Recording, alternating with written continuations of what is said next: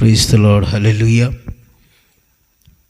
ప్రియ దేవుని బిడ్డలారా, ఈరోజు పరిశుద్ధాత్మ దేవుడు పావురమునకు గుర్తుగా ఉంటూ ఉన్నాడు.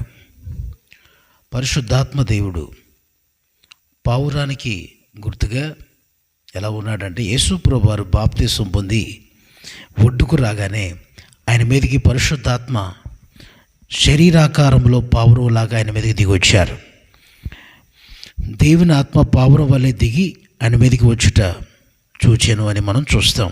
మత్తయి సువార్త 3వ అధ్యాయము 16వ వచనంలో మనం చూస్తాం. కాబట్టి ప్రియులారా, గమనించండి, దేవుని ఆత్మ పావురానికి సూచనగా ఉంది. అలాగనే పరిశుద్ధాత్మ సంఘానికి కూడా గుర్తు. అందుకనే పరమగీత గ్రంథంలో కూడా మనం చూస్తాం. పరమగీత గ్రంథంలో 2వ అధ్యాయంలో కూడా ఎంతో స్పష్టంగా సంఘాన్ని గురించి రాయబడింది. బండ సందులో ఎగురు నా పావురమా అంటాడు, బీటులను ఆశ్రయించు నా పావురమా అంటాడు. కనుక అలాగనే 5వ అధ్యాయంలో కూడా 2వ వచనంలో కూడా అంటాడు, నా పావురమా నిష్కలంకురాలా అంటాడు. కాబట్టి ప్రియ పరిశుద్ధాత్మ దేవుని యొక్క సన్నిధిలో ఆత్మకొడికలో మనతో ప్రభు మాట్లాడుతున్న మాటలు. పరిశుద్ధాత్మ దేవునికి పావురము గుర్తుగా ఉంది, అలాగనే సంఘమును కూడా గుర్తుగా ఉంది. అయితే సంఘానికి పోల్చబడి ఉంది కాబట్టి పావురము, కొన్ని విషయాలు పావురం గురించి నేను మీకు జ్ఞాపకం చేయాలని ఇష్టపడుతున్నాను. పిల్లారా, మనం గమనించినట్లయితే పావురంకున్నటువంటి కొన్ని మంచి లక్షణాలు మనం చూస్తే, ఒకటి బండ సందుల్లో ఎగురుతుందట. అలాగనే మనం కూడా దేవుని యొక్క సన్నిధిలో, దేవుని బిడ్డలమైన మనము బండ సందులు అనేటువంటి యేసు ప్రభు యొక్క సన్నిధిలో, ప్రభువులో మనం జీవించాలి. బండని యేసుక్రీస్తులో మనం జీవించాలి. బండ యేసుక్రీస్తుకి సూచనగా ఉంది. యేసుక్రీస్తులో నివసించే పావురాలుగా మనం ఉండాలి. తర్వాత పావురం గుంపులో ఉండడానికి ఇష్టపడుతుంది. అలాగనే ప్రియ సహోదరులారా, నీవు కూడా సంఘంలో ఉండటానికి ఇష్టపడాలి. సంఘానికి వేరుగా ఉండటానికి ఇష్టపడకూడదు, సంఘానికి దూరంగా ఉండటానికి ఇష్టపడకూడదు. సంఘములో ఉండటానికి నువ్వు ఇష్టపడాలి. దేవుని యొక్క సన్నిధిలో సంఘములో నివసించడానికి ఇష్టపడాలి. పావురం నిష్కలంకమైనదిగా మనం చూడగలుగుతాం. నా పావురమా, అందుకని అన్నాడు కదా 5వ అధ్యాయంలో మీతో చెప్పినట్లుగా, నా పావురమా నిష్కలంకురాలా అన్నాడు. నిష్కపటమైన జీవితానికి కూడా సూచన. అందుకని మరొక సందర్భంలో అంటాడు ప్రభు, పావురం వల్ల నిష్కపటంగా ఉండండి అంటాడు, పావు వల్ల వివేకంగా ఉండండి అంటాడు. కనుక నిష్కలంకమైన జీవితానికి గుర్తు. పావురం శాంతికి గుర్తు, సమాధానానికి గుర్తుగా ఉంది. అలాగనే దేవుని సన్నిధిలో సంఘం శాంతి సమాధానం కలిగి జీవిస్తూ ఉండాలి.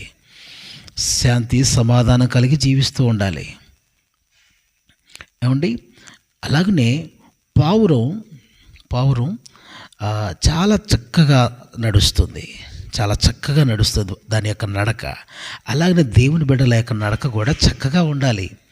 వంకటెంకరగా కాకుండా చక్కగా నడవాలి. చాలా అందంగా చక్కగా నడుస్తుంది అది. అలాగనే చక్కటి నడక దేవుని సన్నిధిలో మనం నడిచి జీవించాలి. చక్కటి దేవుని త్రోవల్లో మనం నడవాలి. సంఘం దేవుని యొక్క భయభక్తులు కలిగి ఆయన త్రోవల్లో నడుస్తూ, మనము మన పిల్లలు కుటుంబం అంతా దేవుని యొక్క సన్నిధిలో నడుస్తూ జీవించాలి. అలాగనే పావురము చాలా మనం గమనించినట్లయితే ఒక శ్రేష్టమైనటువంటి మంచి గింజలను తింటుందని మనం చూస్తాం. శ్రేష్టమైన గింజలు తింటుందట పావురం.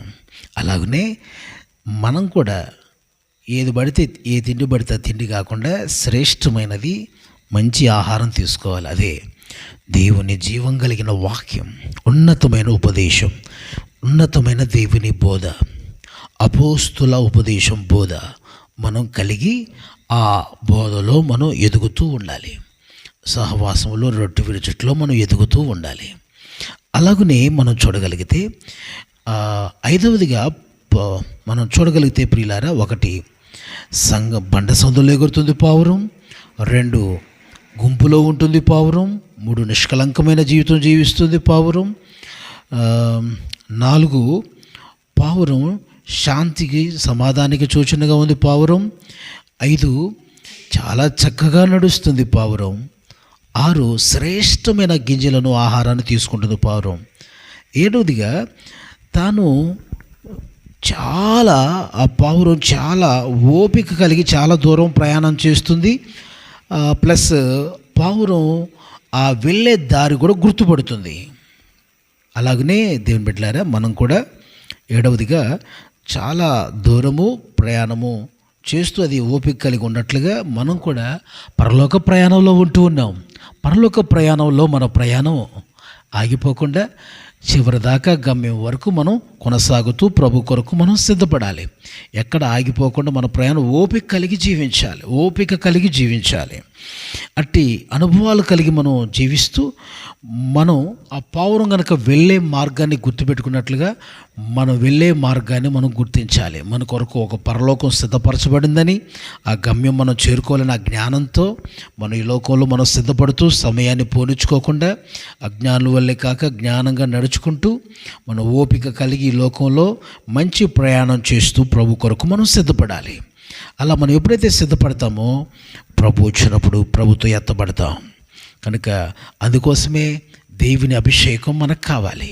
అందుకోసమే సిద్ధపడటానికి దేవుని ఆత్మ మనకు కావాలి. పావురం అనే పరిశుద్ధాత్మ మనకు కావాలి. ఆత్మ కొరకు నువ్వు ప్రయాసపడాలి. ఆయన సన్నిధిలోకి వచ్చి దేవుని సన్నిధిలో ఆ బలమును పొందుకోవాలి. అభిషేకంతో నింపబడాలి. నీ మీదకి దేవుని ఆత్మ దిగి రావాలి. నీ లోనికి దేవుని ఆత్మ దిగి రావాలి. అప్పుడు నీ జీవితంలో ఒక గొప్ప మార్పును చూడగలుగుతావు. దేవుని ఆత్మ వచ్చిన తర్వాత నీలో మార్పును చూడగలుగుతావు. దేవుని ఆత్మ నీలోకి వచ్చిన తర్వాత గొప్ప కార్యాలను చూస్తావు, అనుభవిస్తావు. హల్లెలూయా. దేవుని ఆత్మ కార్యాలు జరుగునుగాక. ప్రియా దేవుని సంగమా, దేవుని బిడ్డలారా, దేవుని కొరకు మీరు సిద్ధపడండి. పావురము ఈరోజు చిహ్నంగా గుర్తుగా ఉంది. పావురము పరిశుద్ధాత్మకు గుర్తుగా ఉంది. అలాగనే సంఘానికి కూడా పావురము గుర్తుగా ఉంది. ఇలాగా పావురము మీతో చెప్పినట్లుగా శాంతికి గుర్తుగా, సమాధానానికి గుర్తుగా కూడా ఉంటూ ఉంది. అయితే పావురంలో ఉన్న లక్షణాలు నేను మీకు కొన్ని వివరించాను. కాబట్టి మీరు ఆ అనుభవాలు కలిగి పావురంలో ఉన్నటువంటి 7 శ్రేష్టమైన క్వాలిటీస్, లక్షణాలు మీకు వివరించాను. అవి మీ హృదయాల్లో భద్రపరచుకొని ప్రభు రాకడికి మీరందరూ సిద్ధపడండి. నా ప్రభు మిమ్మల్ని దీవించి ఆశీర్వదించి తన మహిమకై రాకడికై సిద్ధపరచునుగాక. Amen. Praise the lord. God bless you.